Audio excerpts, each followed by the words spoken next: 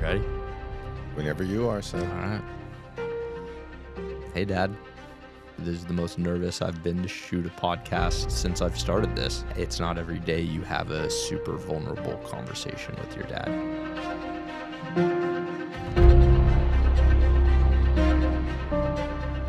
In the realm of being vulnerable with your dad, I wanted to know, what was it like to be vulnerable with your dad? For me, being vulnerable with my dad was tough as nails. And so he didn't like to see any weaknesses. So crying, Did you ever see him cry? not until he became much older, Yeah. but in the formidable years when I was growing up, you never saw him cry. He was tough as nails, and he didn't want to see you cry either. That was just the generation that I grew up in. So it was hard to be vulnerable around him. I remember actually one time when I actually hurt myself. Actually, I was playing baseball, and I ended up, for some reason, cutting my wrist got cut, and I started crying, and he was all over me about crying. You don't cry. Kind of like there's no crying in baseball. Yeah. Yeah. How did that affect you as a kid?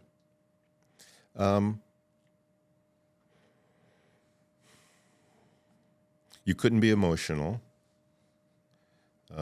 so you had to just be tough. So you had to suck it up and not show your emotions in front of your dad. How do you feel about showing your emotions now? I have no problems. I think what happens is you learn from that, and then once you become older and you mature, it's much easier for me to show my emotions because it was something I couldn't show when I was growing up. Yeah. So I am able to do that now without hesitation because I believe that it wasn't right for my father to do it that way. And I love my dad, you know that. But that's what he knew. And so that's what he taught me. And so I didn't want to be like that. And I knew I didn't want to be like that with you or your sisters. So I'm fine being emotional. Yeah. Were you ever able to get there with Papa? Yeah, as he got older, absolutely. Did you ever have vulnerable conversations with him at that point? No. Papa wasn't much of a talker No. at all. And he held everything in, and he always had to be the strong man all the way up until he passed. So I think the most vulnerable I was with him was right before he passed, when he was in the hospital bed, and I started crying because I wanted him to fight. I was shocked that this man was not fighting for his life.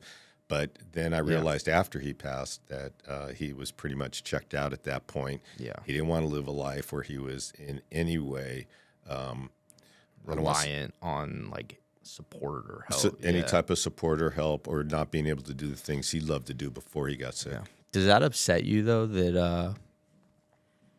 that you were only able to be vulnerable with him at that point? Do you feel like anything was left on the table? Like, do you feel like you missed having a connection with your dad? No, because I understood what my dad was like, particularly as I got older. And so I was able to accept that.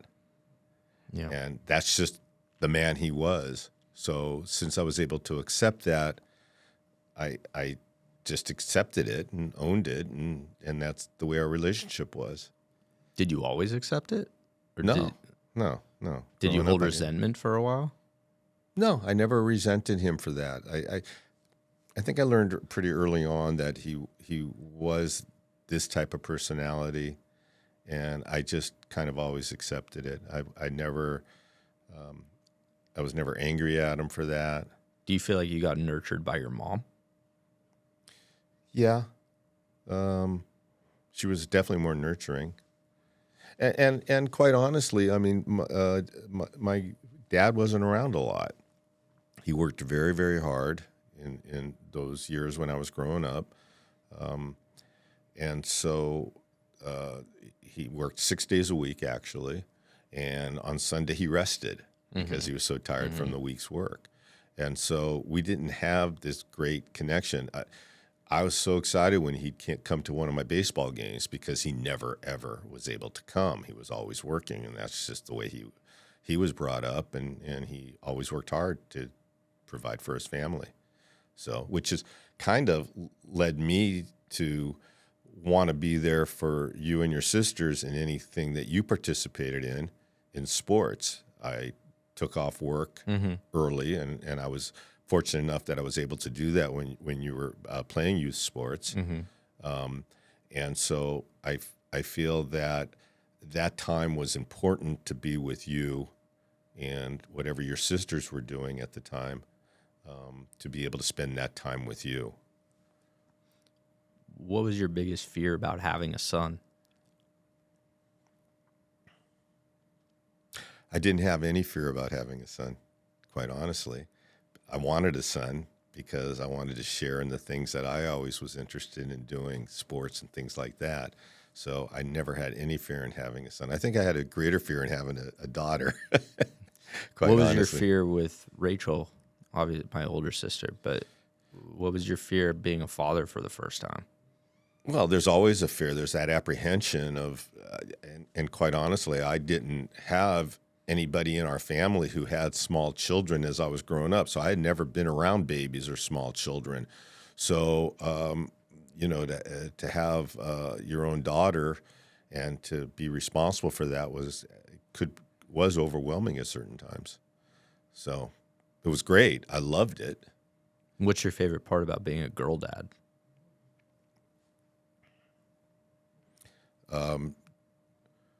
Playing house with them and dressing up and putting earrings on. Yeah, I remember that. Yeah. What's your favorite part about being a guy dad? Being able to share certain things with you that obviously I wouldn't share with your sisters. The times that we've shared together, the things we've done together as father and son. That's obviously the best.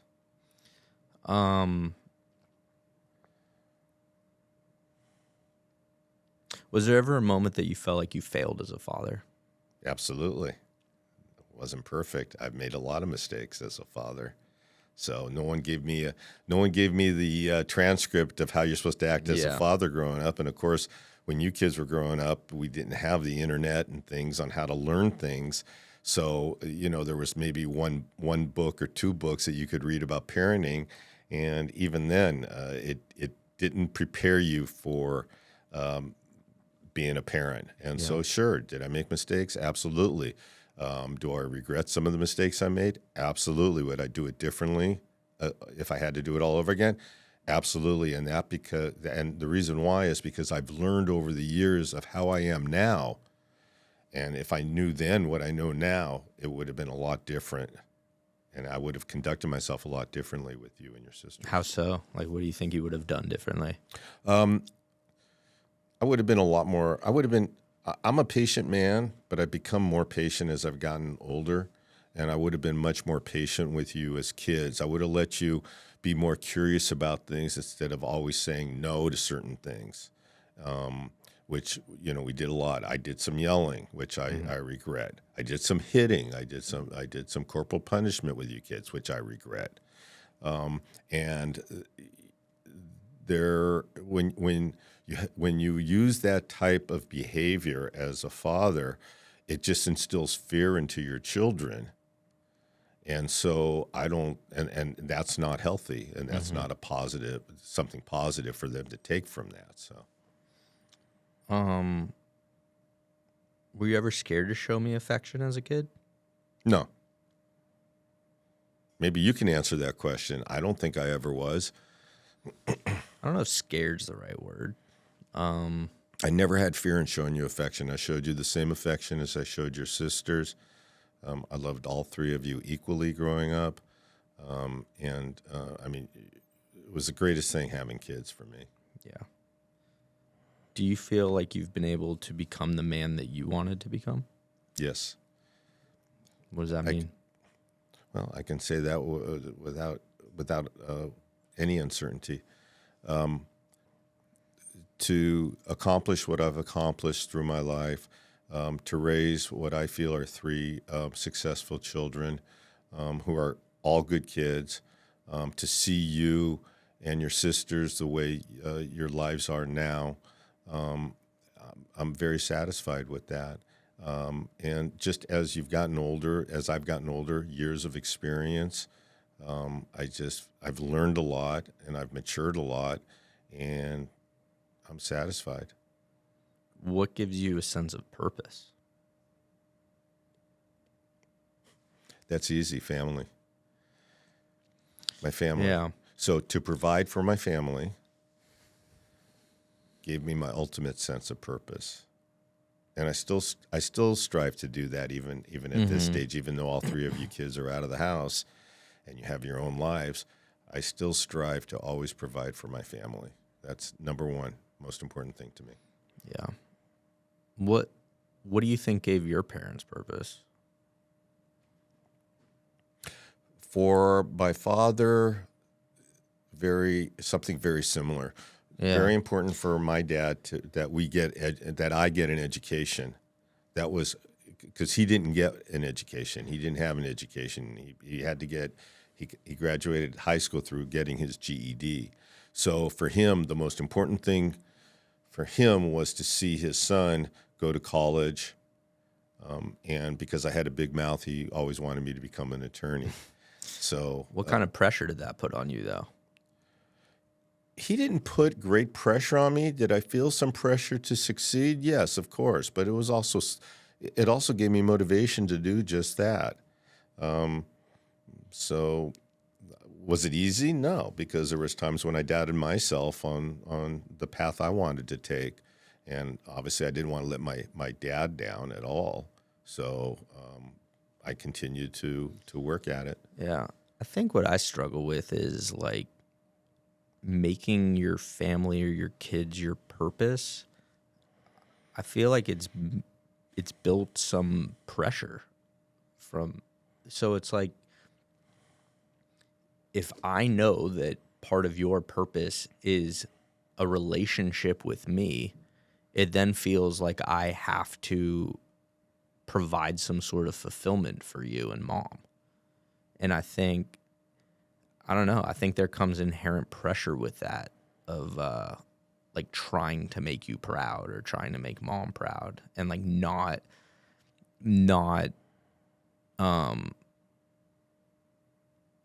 I don't know, like it doesn't give as much freedom to, it feels like expectation at times. You know what I mean? Because I feel like your purpose at times, I am a part of that for you. So it feels like I need to make you guys feel fulfilled. Can you see that comes with pressure at times? Did you feel that pressure when you were a kid? Knowing that, no? No, I didn't. I didn't at all. And I certainly have no expectations of you. I want you to live the life the way you want to live it and do the things you want to do and be the best person you can be. And there's no expectations from me at all. I'm always proud of you no matter what you do. So, because you've become a great young man. So, I mean, I can see where you feel that way. I understand it. Yeah. I think part of it wasn't even just you guys. I think part of it was just the dynamics of growing up. Like Rachel and Hannah struggled at times. So then I think there was chaos at times, and then it feels like, well, I need to be the one to succeed or be this social person or have a ton of friends, and just like mom would call me the golden child. And I think that comes with inherent pressure it just felt like Rachel and Hannah weren't going to do it and make you guys feel like you guys were good parents. So it's like all that pressure came on me to make you guys feel like, well, at least Alex is doing well. So we did good as parents. That's a very interesting perspective. And I can't even comment on that. I don't. I mean, it wasn't intentional. Yeah, I don't take it that way. Okay. I just want to know if you. I mean, everything seemed to come natural for you, though. So the friends was always natural. You had always had a bunch of friends, and I think it helped at least for our relationship with regard to your friends' parents, because we came close with so many of them. We just clicked with a lot of your friends' parents, and so we. That's just Yeah. Um, yeah, I think the way it presented to me, and I still have this memory, I must have been like 15 years old. I remember going to Lamppost, the pizza place near our house, with Rachel, Hannah, and Mom. So this wasn't something you did, but I just remember I was like really depressed at the time or upset about something.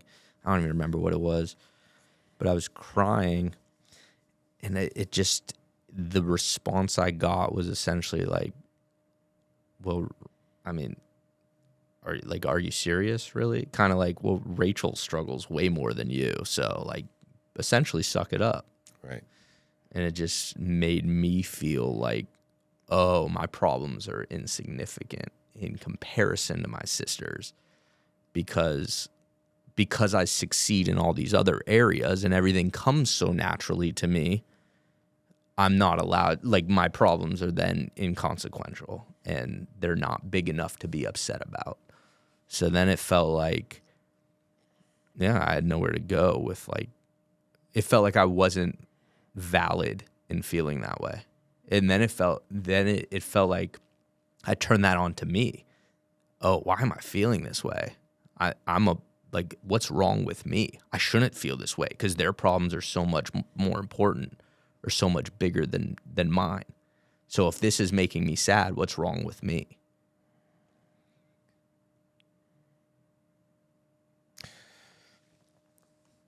Like I said, I think with you and like what you commented on, it was so natural for you. You just seemed to have friends. You seemed to get along with everyone. You did well in school. So Mom and I really didn't worry about you. And so Exactly. we didn't feel like That's we my needed to. point. I know. Because the appearance was everything was fine in Alex's world. So to hear you say this now, and the response you got, obviously, is I would have handled it totally different back then. Because we didn't validate your feelings when you weren't feeling well, or you had whatever you had going on. Yeah, I think, and I'm not bringing this up to criticize. It's just, And I didn't take it that way. yeah, I didn't bring it up to understand and Sure. to feel understood. I think, yeah, everything on the surface looked good, but at the same time, everything on the surface was like bullshit in the sense of, like, I played a lot of sports and I was good at it, and I had a lot of guy friends and girlfriends, and was good at, but like, I never got like space to be myself, because in playing sports, it's hyper masculine. So it's suck it up. So I remember there were times playing basketball where I felt a lack of confidence, and I would fight back tears on the court. And so it's like, I can't show pain there. I can't show pain at home. So it's like, I just bottle it all up. It's like it had nowhere to go.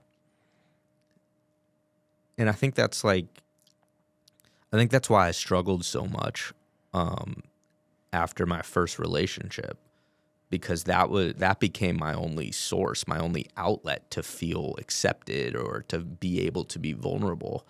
And it's like I put way too much on her.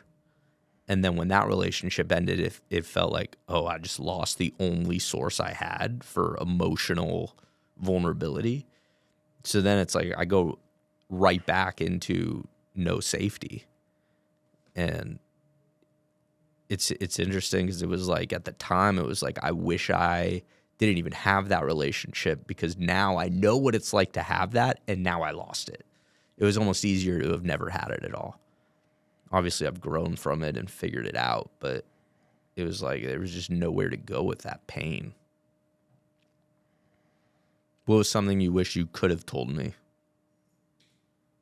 Well, obviously, I would have validated, if I knew then what I know now, I would have validated your feelings and would have wanted to discuss with you why you were feeling that way instead of just basically shutting you out and not giving any validity to what you had to say. So I definitely would want to hear you out and understand exactly what you were going through. Do you think you were vulnerable with us?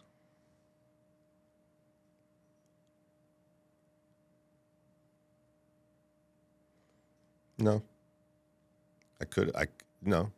I think, and I basically learned from my father, you don't show vulnerability as a dad. You have to be strong. You have to be masculine. You have to be the breadwinner. You have to provide for your family. These are all things that society has instilled upon men in general, and in my family, our family in particular. That's the way I was brought up. Yeah. It's interesting because it on one end, I always felt like I always felt a sense of safety, not necessarily emotional safety, but I always felt safe at home, and like we had dinner together every night, our whole family. Like there was a sense of routine. There was at times chaos, but I mean, growing up with teenage girls, it was chaos. But there was always a sense of stability and just safety.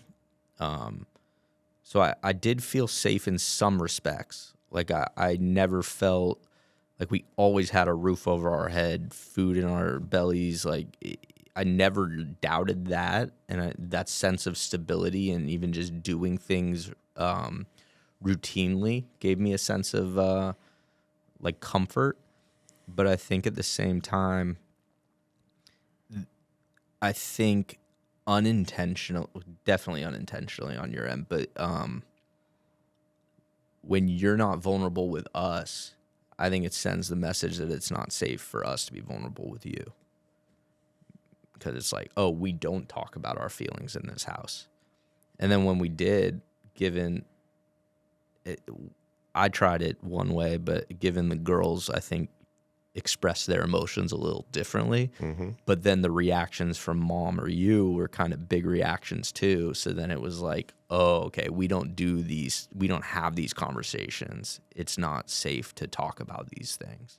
And I think if doing it all over again, I think we would need to be able to allow you to express your emotions and feelings instead of always poo-pooing them and acting like, oh, come on, just, shake it off. It's not a big deal. And that didn't allow you to be kids and grow up and learn on your own, I think. Yeah, I think in certain respects. Yeah, there were times too. I know I like would misbehave or do things like at school. I remember in basketball too. Remember that game where I like flipped everybody off? Do you remember that? Of course I remember. It's kind of like I wish in those moments, instead of like disappointment or like frustration with me, I wish there was a question like, what was that about? Like, Right. What was going on? Right. Why did you feel that way? Yeah. What caused you? Yeah. What prompted you to act that way? Yeah. Why? Because for a kid who doesn't feel safe to express their emotions, it comes out in behaviors like that. Right. So I remember in first grade, I went to the principal's office like a bunch of times for like dumb stuff. But I think it was all just behavioral things that it felt like it was like kind of wanting to be seen and wanting to be heard and wanting like kind of crying out for help in a way, because it's like, oh, I'm getting attention now. It's negative attention, sure, but it's like, see me, And of course, Mom and I just probably chalked it up to boys being boys. Yeah. Yeah, I think, I don't know. A lot of memories are coming up right now. I can see that. Yeah. Just like the feeling like I'm never good enough. Gonna start crying in a second. Well, hear it from me. You are good enough. All right. You're more than good enough. I'm very proud of you. You need to be proud of yourself of what you've accomplished. Okay. Yeah, I am now, but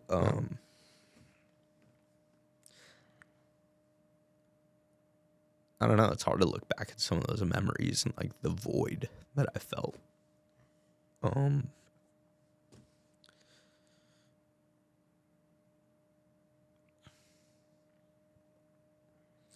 I remember, and none of this is to criticize, but I just want to share what's going on. I remember when I played travel basketball in like 7th grade. You drove me to a game. And on the car ride there, I remember I just felt like I didn't feel very confident at that time in basketball. Like I played on a travel team, so I was good, but I think I was one of the worst ones on that team. So I just didn't feel very confident at the time.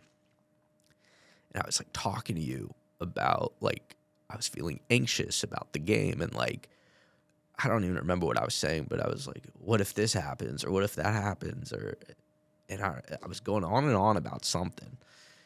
And I just remember I was in like 7th grade and you just looked at me and you're like, you need to get laid. Is that what I said? Yeah.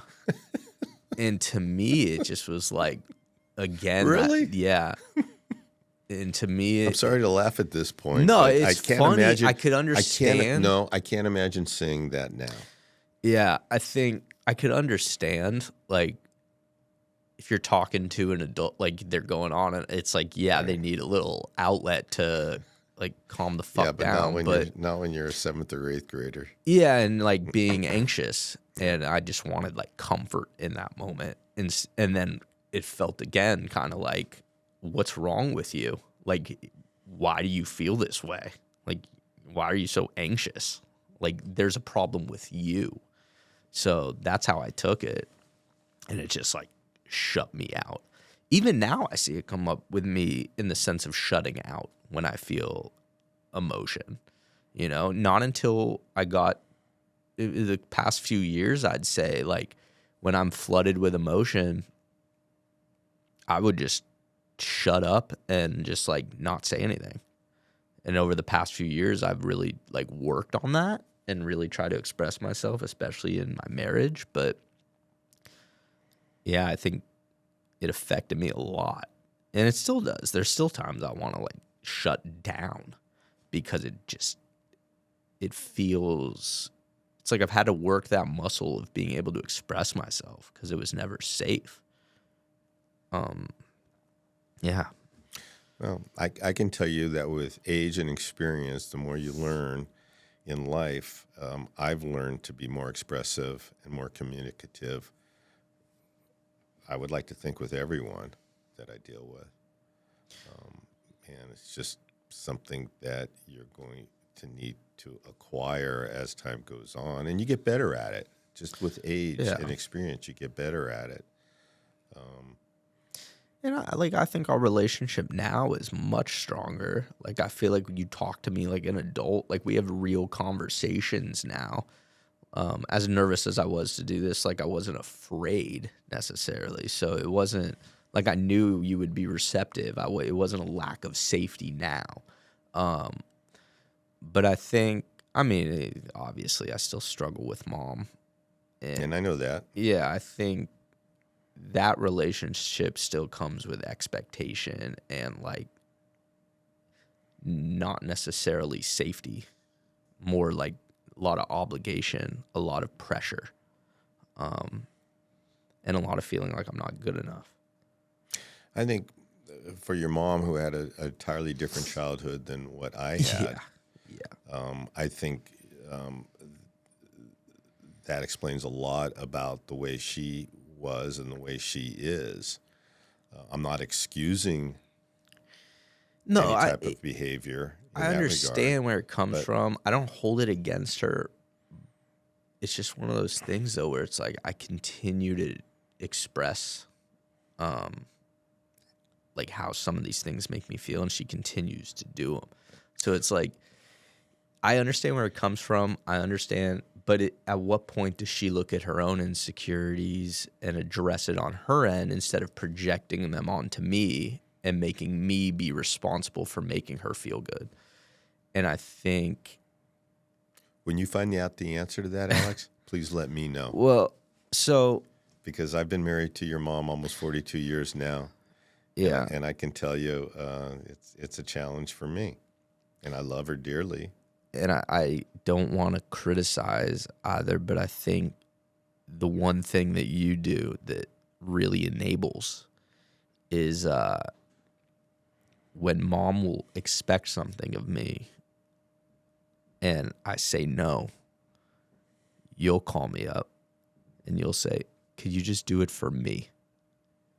And then it's like, I haven't done that recently. You haven't done that recently. And you and I had that discussion, and you made it clear to me, just accept no. And I've learned that. And so I would never do that with you ever again. I've learned that. It took a while, but that's because I'm listening to mom at home, and she's you're getting one side. You're getting on the one side.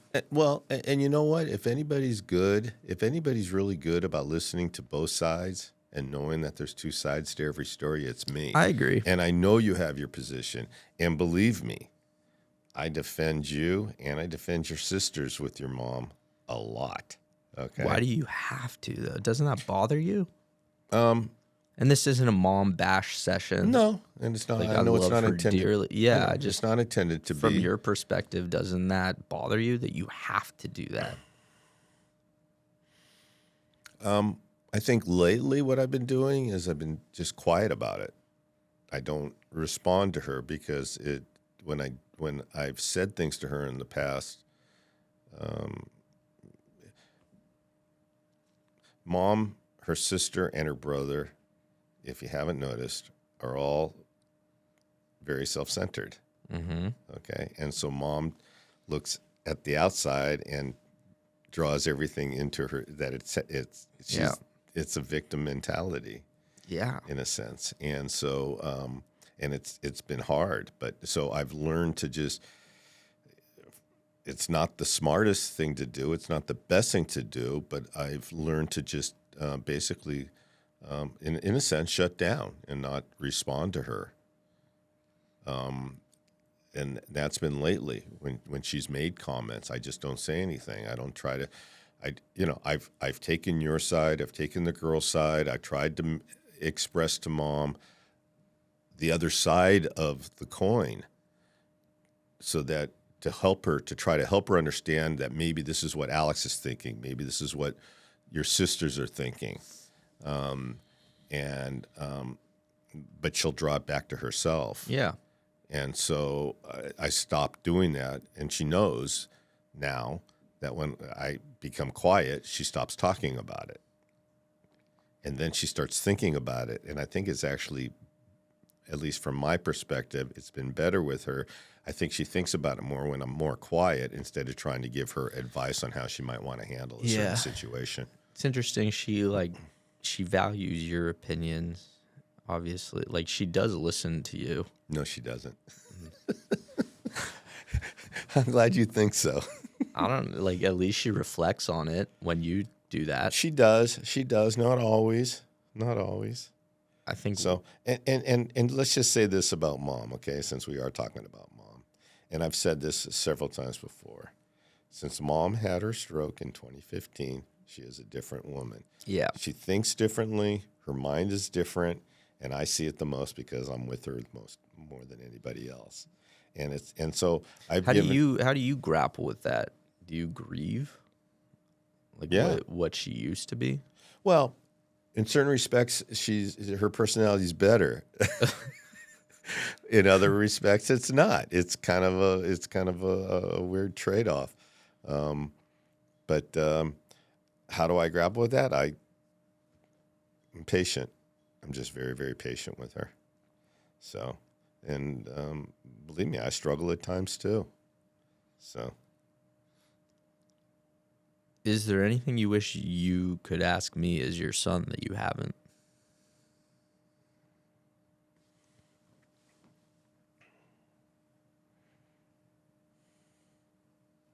That's a very good question.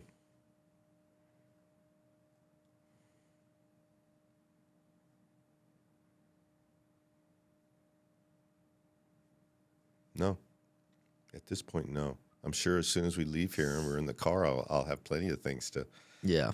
bring Outside up. of fantasy baseball. Outside of fantasy baseball, outside of fantasy You have football. a lot of questions about that. No, I don't. You have all the answers. That's what I'm saying. You asked me plenty of questions about that. No, I have more answers about fantasy baseball. I asked you questions about fantasy football because I don't know that one. that I don't know anything about. Tell me about a moment you felt I was becoming a man in your eyes.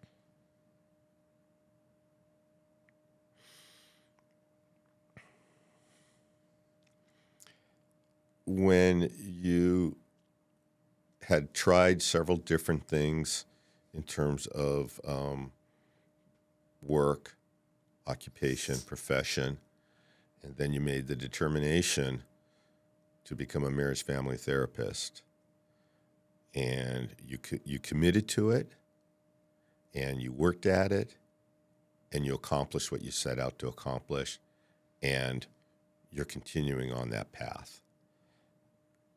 That's the moment for me. What did you see change in me from your perspective? Maturity, in a word, just a certain level of maturity, and also I would say akin to that is having your own children. Yeah, and you're a great father, and those girls love you dearly, and I see that. You are a wonderful dad, and when I look at you, I can honestly say I think you're a better dad than I was in the way that you are with the girls. And I think we all try to improve on how our parents raised us, and we see certain things that our parents did, and we encountered certain things that our parents did, and we want to always vow not to do it that way. yeah, Or to take certain virtues that our parents taught us and carry that on with our children.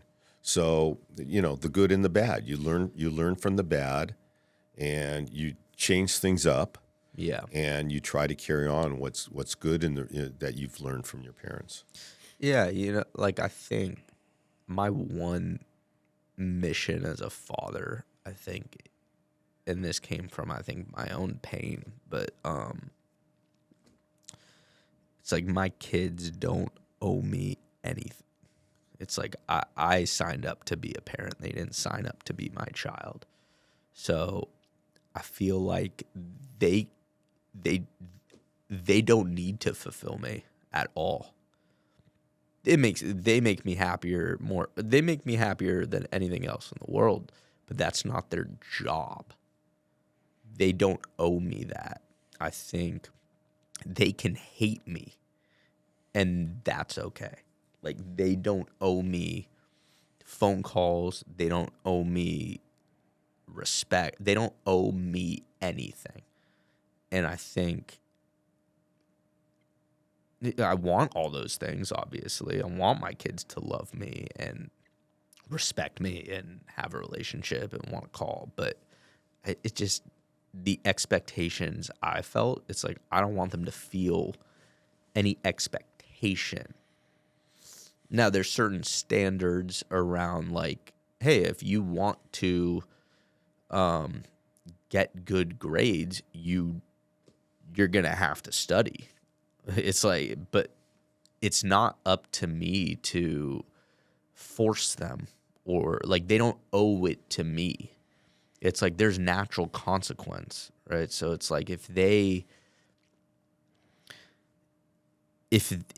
want to, when they're 20 and they're no longer children, if they want to live in my house, there's going to be certain boundaries. And that's okay if they don't want to do that, but then they're going to have to go somewhere else, and that's okay. But I don't expect them to, just because I'm their dad, I don't expect phone calls. I don't expect them. Like, any time I get with them is a privilege for me. It's not, I just learned to limit my expectation. Well, like, I'm there to serve them. because I signed up for it. And I feel the exact way. There's no expectations of any of you kids with me at all.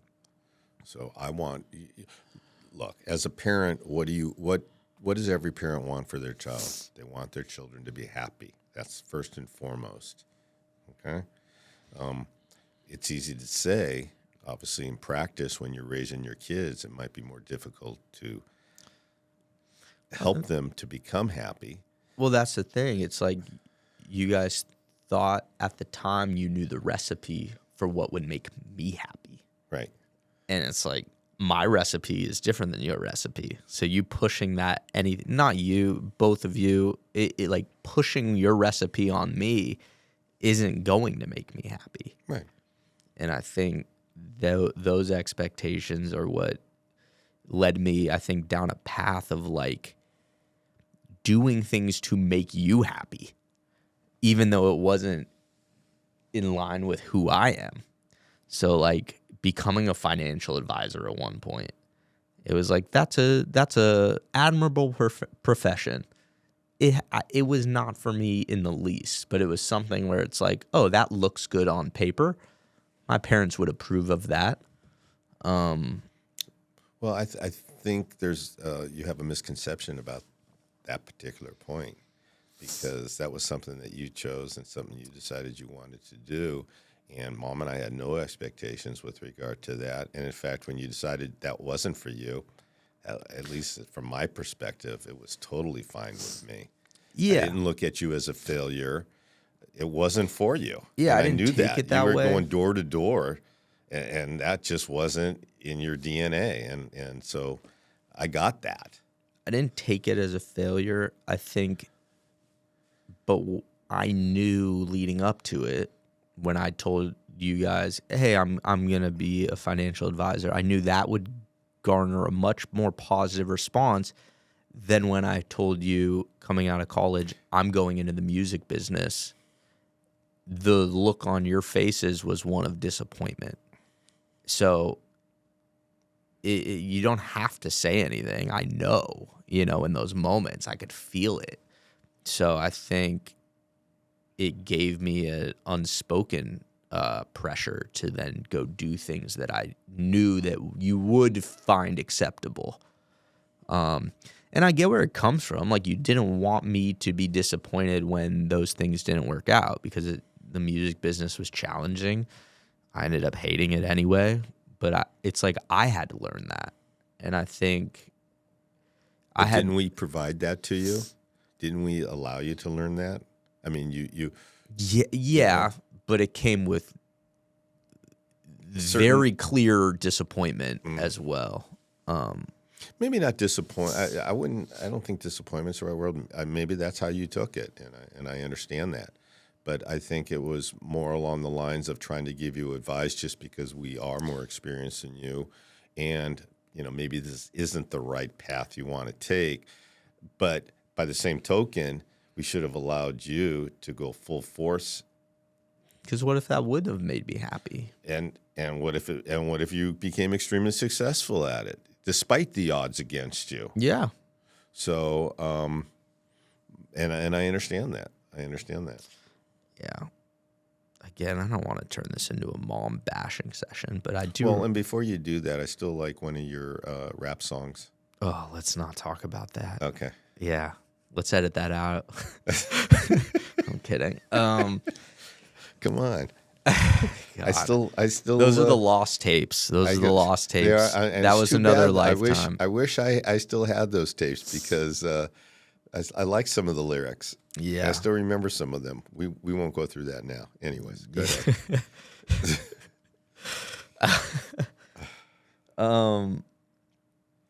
I remember telling Mom at one point, I think I had tried a few things and just it didn't work out. And she was trying to like steer me in a direction. And I remember telling her, I just feel like I'm meant to do something great.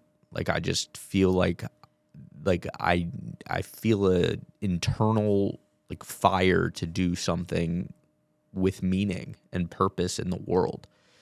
And she responded with, well, everyone feels that way when they're young. Essentially, like, you'll grow out of it. And I just remember it just like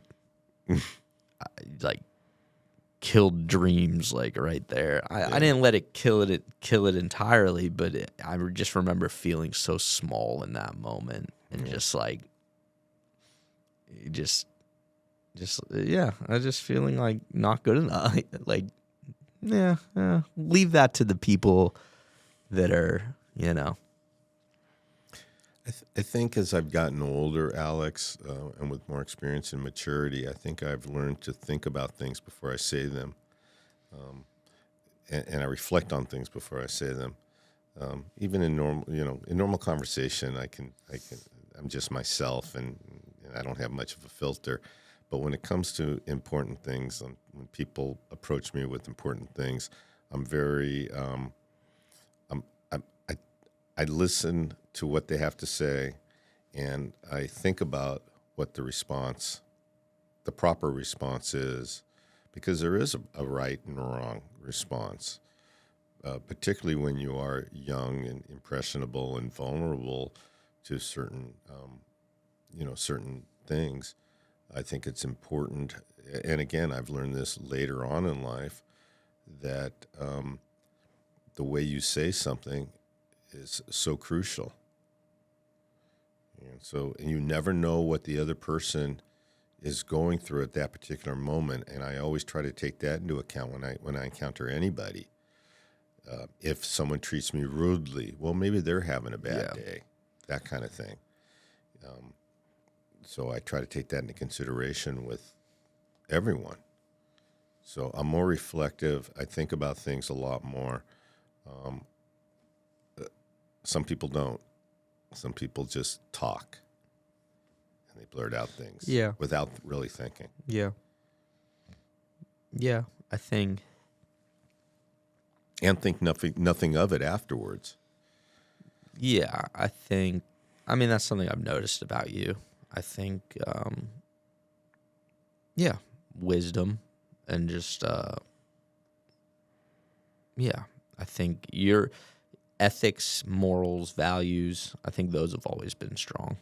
I think that's where I get a lot of my values from. So it's not all, like, I don't want to talk only about the shitty things. Like, there's a lot of great things that I got. I think how you treat people it overall is really, like, you help people for a living. I think, like, you do care about others. I truly do. Even those that can do nothing for you. I do see that. Treating people with respect. How you treat your wait staff says a lot about a person.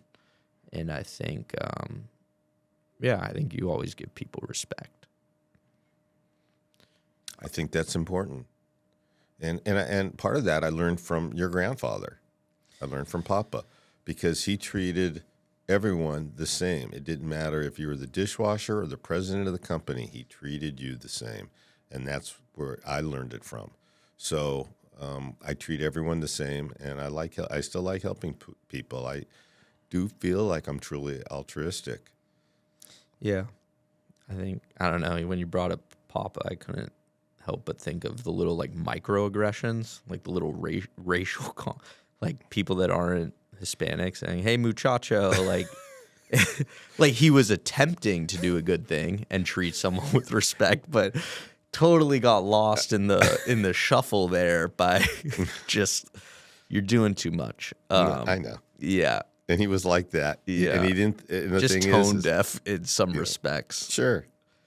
Also a generational thing, again, not excusing his behavior at times. I mean, he grew up in Boston, which is he grew up a lot of racism. A lot of racism and very divided lines in Boston. Yeah, so, and Papa used to talk about. But I said definitely not excusing it, but no. I mean, he grew up where I understand. He grew up where there was major divisions in Boston. Yeah, he grew up. The Irish stuck with the Irish. The Puerto Ricans stuck with the Puerto Ricans. The blacks stuck with the black. The Jews stuck with the the Jews, and so Yeah, on it's and kind so of like forth. a protection thing. Like you don't want to get jumped. You need to stick with the people that you align with. Right. And yeah, I mean that's how it was. So I get it, but just funny things that I he got would news for you. do That's that- how I grew up, and I had to break through that as myself. Yeah. And learn that myself. Because you only know what you're taught. So if something is taught to you and it's reinforced over and over again, that's what you think. And actually, there was a perfect example of that in the Jackie Robinson movie, where the dad is yelling at Jackie Robinson and the calling kid him, does it. Yeah. and then the kid does it. Where Yeah. did the kid learn it? He learned it from his dad. Yeah. Yeah. How has your definition of manhood changed over the years? Like what it means to be a man, what it means to be masculine.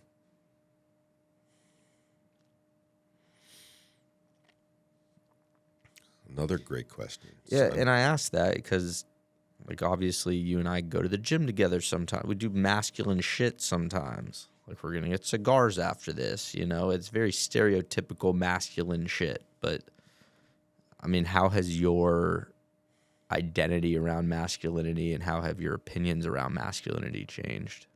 I'm not, even as a man, I'm not afraid to show my emotions. I'm not afraid to hug and kiss my friends, which I think is important. I'm not afraid to show vulnerabilities to my friends and discuss my real life problems, as opposed to, not being allowed to do that. And I think that's important. So I've discussed with friends, certain friends, close friends, issues that I have, as we all get older. And I think they're in a line with that too. I think everyone's masculinity has changed over time, as we've gotten older, and maybe it's our generation. Yeah, you just kind of stop caring about holding up the veneer a little more. Look, society teaches you certain things, right and wrong, right? And of bullshit. And it's bullshit. Yeah. For the most part, it's bullshit. There's certain ways to act in society. When did you start questioning that? Because I don't think you did at my age. Like, No, I didn't. Probably after your grandfather died. Yeah. I grew up a lot after Papa died. That's when I really grew up. And How I think, so? Why do you think that was the catalyst? Because obviously I was 22. Yeah. So that wasn't that long ago. I think because it wasn't. It was 13. It was going to be 13 years. Actually, 12 years. I think to have your father there, who I always looked up to. My grandfather? What? My father. What did I say? You said my father. Oh, no. I was talking about myself. No. My father, having Papa there, just knowing he was always there was a security blanket for me.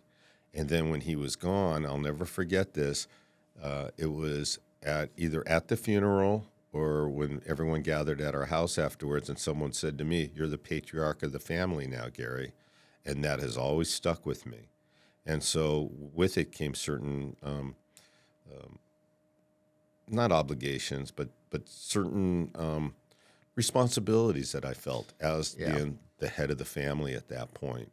And so I forgot what your question was. Repeat it again so I can I don't finish even it. remember my original Well, question. you wrote it. You have it. Yeah, I changed it Oh, all right. on the fly. Okay. You asked me about when did I truly become... Yeah. I more understanding of your masculinity. Yeah. And it was when my dad died. Yeah. And that's because I understood my role in life a lot better, and something just clicked in me. And so for the last 12 years, I really feel like I've grown as a person. Do you ever think you humanized Papa, in the sense of like, you ever think you took him off the pedestal? Because I think for a long time I put you on a pedestal. And then in recent years, as I've done my own work on myself, it's like, obviously we still have a good relationship, but it's like I view you as a person. And I know I can I feel have supported flaws. by you. Yeah. I have flaws. I think I don't take everything you say as the right way all the time. Like, I've learned to question things for myself. And I had the exact same feelings about your grandfather. So When for did you the reach longest that time, point? When did you reach that point where you began to question those things, and when you took him off the pedestal? when I became a father and had my own children and was raising my own children and learning the things that I had to learn as a dad, that's when I took him off the pedestal. That maybe he wasn't right about everything as I thought he was before that. What do you think? And I'll tell you why. Because when I had a problem and I would go to my parents or my dad, my mom and my dad, when I go to them, and again, Papa didn't talk a lot, but when he did speak, his words were powerful. And so when I went to my parents with a problem and they helped me work through it and they gave me advice, if I followed that advice, 99% of the time, they were 100%. They were 99% of the time. They were 100% right. Right? No, they were right.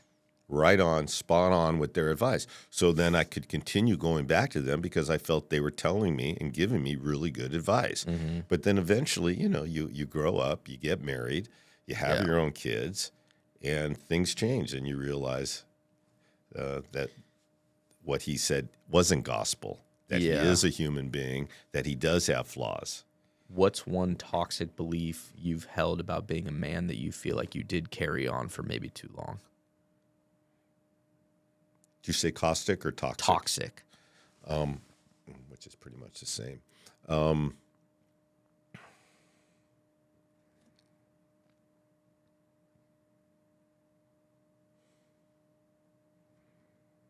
don't have an answer to that question.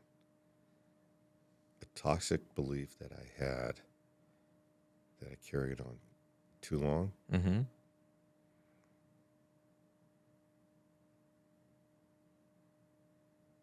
Probably it has to do with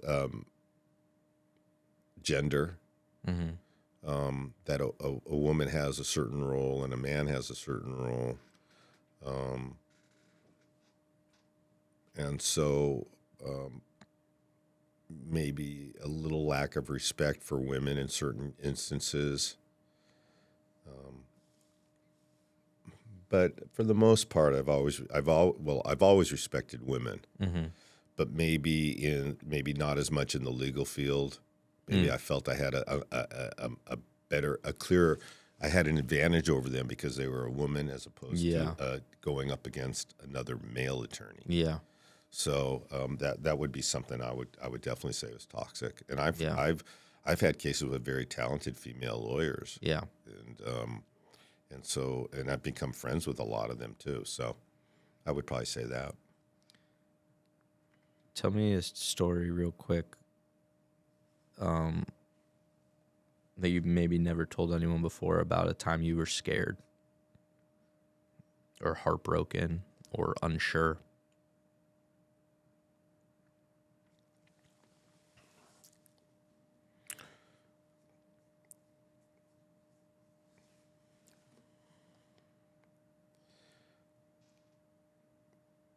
Probably when I would have to say this. There was a certain time, it was right around the time, about 1991, so both you and Rachel were born, and Hannah wasn't even on the way yet. But things were not good for me financially, and I was really, really struggling. And so I would say that was probably the scariest time for me because I didn't know if I could provide for my family. So there was a lot of bottling up at that point. I did other things to try to make things work. I looked at a lot of different avenues to not even practice law anymore. Never taking any of them real seriously to get out of law, but I was unhappy with practicing law because I wasn't making it. And of course, there was along with that came a lot of insecurity in am I a good lawyer or not? And I'd already been practicing for 6-7 years. So that would probably be the scariest part. And then when Mom came and told me that she was pregnant with Hannah, it was really difficult. And I had to reassure Mom because Mom knew we were having financial issues at that time. And so I had to reassure Mom that everything would be okay. And of course it was, but it was scary. It was a scary time for me when you don't know if you can make the mortgage. Yeah. What do you do to reassure? How do you reassure Mom when you yourself are scared? Like, did you have anywhere where you were able to express that you were scared? Because you can't tell your wife because you need to reassure her.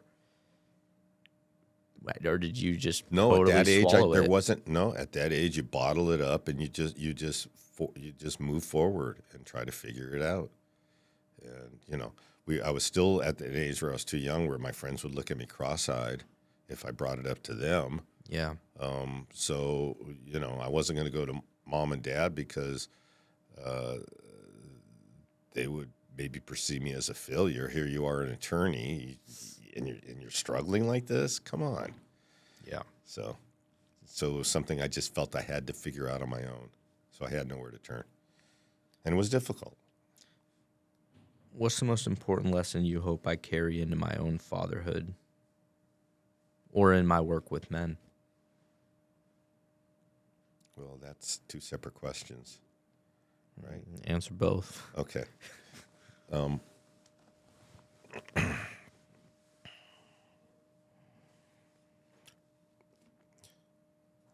Well, it's hard. It's hard for me to say what you should carry into fatherhood because you're already doing that, and that is the patience that you've shown with your girls, and I'm talking mostly, of course, of Harper because obviously Emmy's not even a year old yet, but I've seen how you deal with Harper, and Harper has acted out against you. I'm very impressed with how you deal when she misbehaves, compared to my memories of if you kids misbehave, how I responded. I'm very impressed with how you're handling fatherhood. So I can't even comment on that. I think you're a great dad. Thanks. As far as what was the question, the other question regarding manhood? I'll ask you another question. Okay. How do you want to be remembered as a father, as a man? Well, you mentioned a few things. Number one, ethical, integrity, someone who wanted to help people. That's in my purpose statement for work, but it carries into life is to help people. And I feel that's so important to help people, and sometimes to a fault because I put them before I put myself, which isn't always healthy. You have to have time for yourself. You have to carve out time for yourself because if you're not at the top of your game, if you're not feeling good, how are you going to help others? And so I've taken that into consideration more and more as I get older. But really, really, I've always wanted to help people. And I think my passion for wanting to help people shows. And I think people relate to that. And I think that's helped me become successful.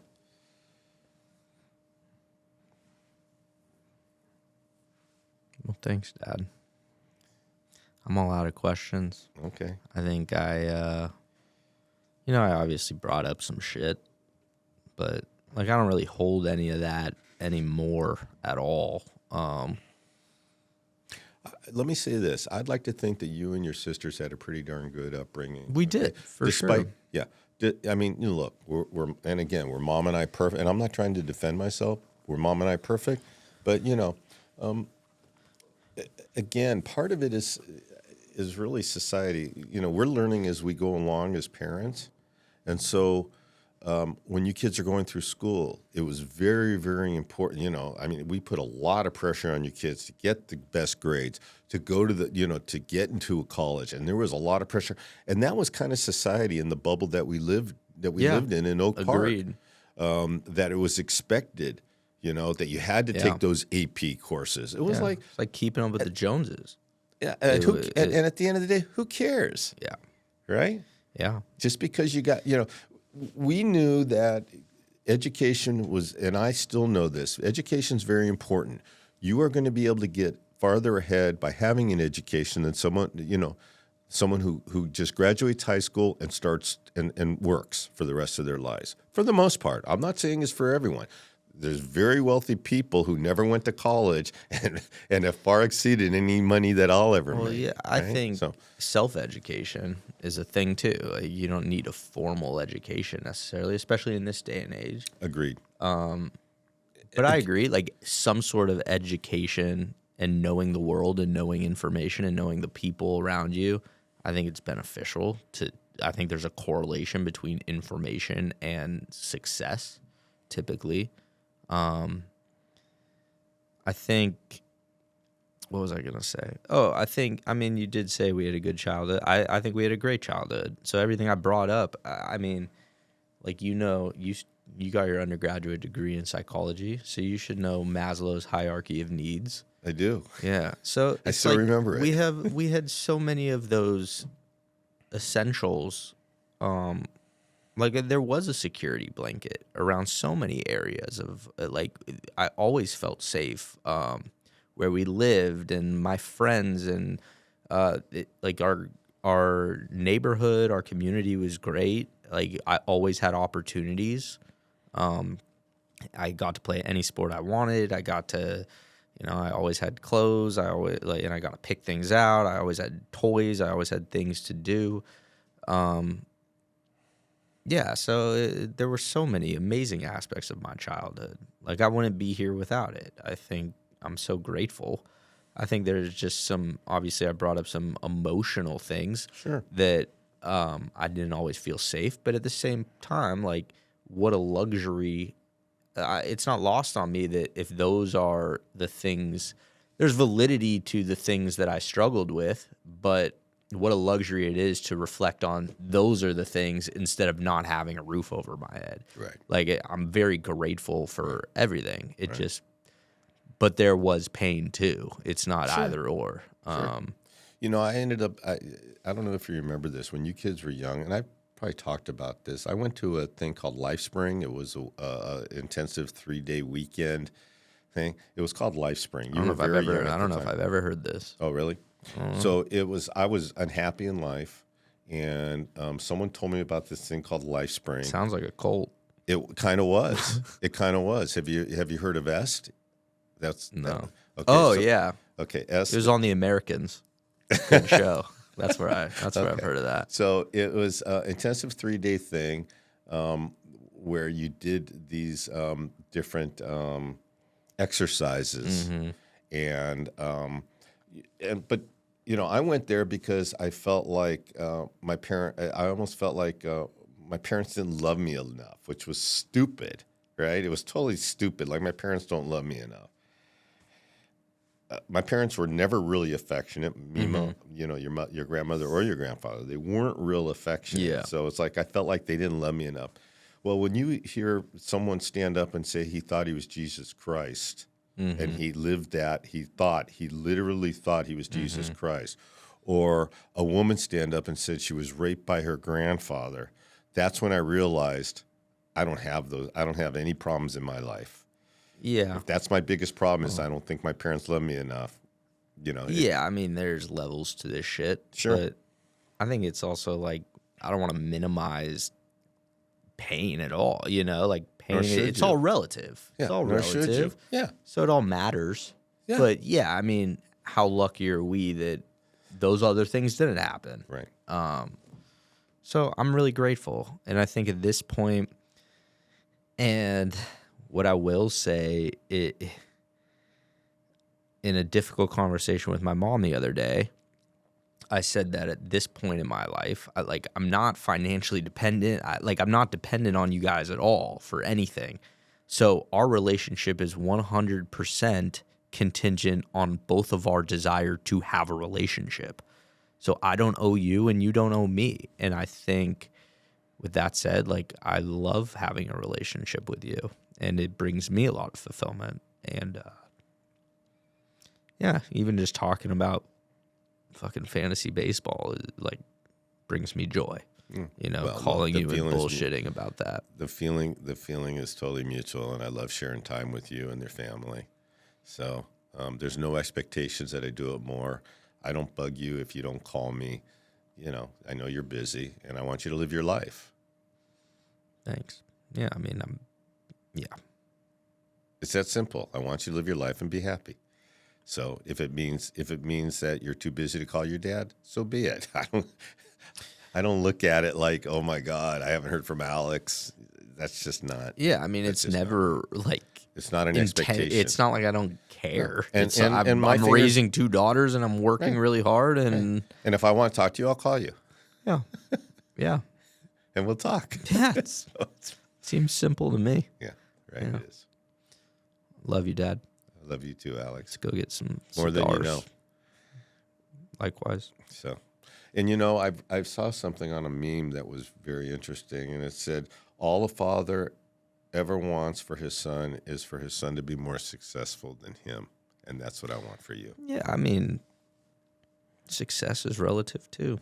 It is. I mean, there's different types of success. Yeah. You know, I feel successful. Like I have so many things in my life that I wanted. I have a pretty full life. So good. I feel successful. Yeah. I think it's about the journey. It's not like I don't need everything to feel like I've climbed the mountaintop. Right. Like, I think it's the journey of doing what I want to do every day that brings me fulfillment. Like, I love doing what I do for work. And it's like I'm never done helping people. I never get to the end of that rope. It's just you keep going. So it's like I wake up every day, I help people. I love being with my kids and my wife and our family, my friends when I can. And like, yeah, I don't know. I feel successful. I don't need everything else is like icing on the cake. Like I don't really need a whole lot more. And I want more because I think I can help more people and do more things and give my kids more. But it's like I wake up pretty fulfilled. So, thank you for giving me everything you have.